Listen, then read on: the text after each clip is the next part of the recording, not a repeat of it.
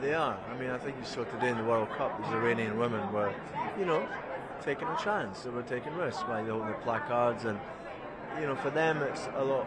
It's not as simple as just standing up and making a protest. There's consequences for them. So I think they're incredibly brave what they did, and you know, so I think in the world today it's interesting times. I think things are going to change, I hope.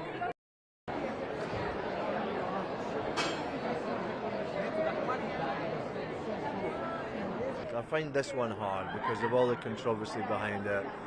Listen, every country in the world, and there's many countries that have issues with human rights.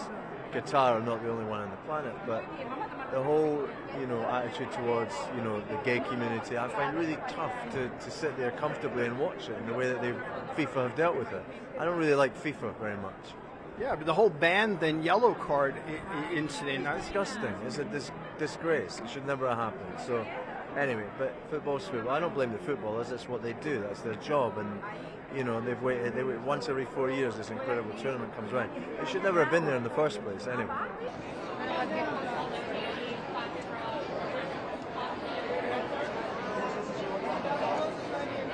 I think that was really the second major time the sports have been used to, after the fact, to make a social change. The first time, of course, was 1936 Olympic Games with Jesse Owens.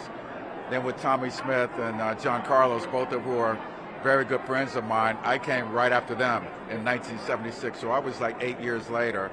And the country was going through a lot. Civil rights laws that passed, the whole mentality and feel of the country had changed. So it had a great deal to do with where we are today, and it took those two guys 50 years to be recognized. Now, that takes a lot.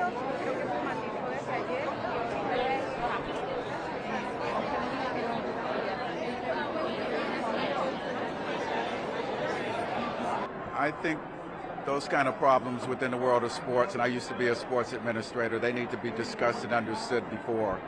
So a lot is happening in FIFA right now with respects to beer being sold, which the fans obviously expect. So all I know is what I read in the paper, but those things do happen.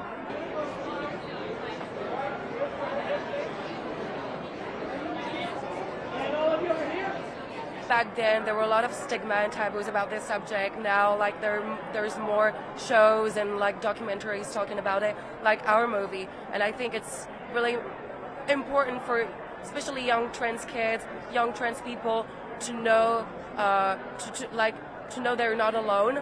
And I think it's really important like they have this type of movies that help them, because like we don't see a lot of positive stories told about this subject. So this is really important to us and for them.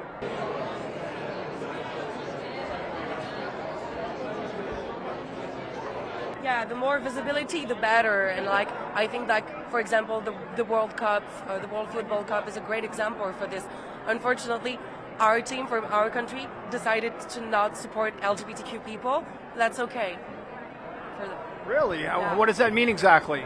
Like they prefer to stay attached to like the Qatar values, you know, rather than be against them. So unfortunately, that I think for me it's a bad decision, but like that's okay, because we see that there's a lot of countries, other countries, doing the contrary and showing their support for the LGBT community.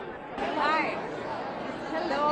Hi. Well, it's amazing. You just said it. I mean, just coming back to life, and it's so exciting to be in a crowd.